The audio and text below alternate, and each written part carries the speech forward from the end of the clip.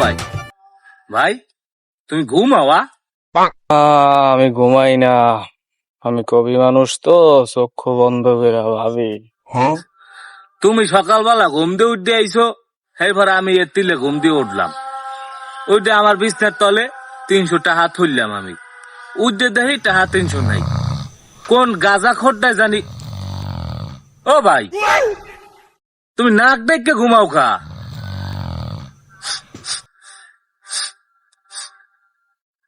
গাজার গন্ধ আহে।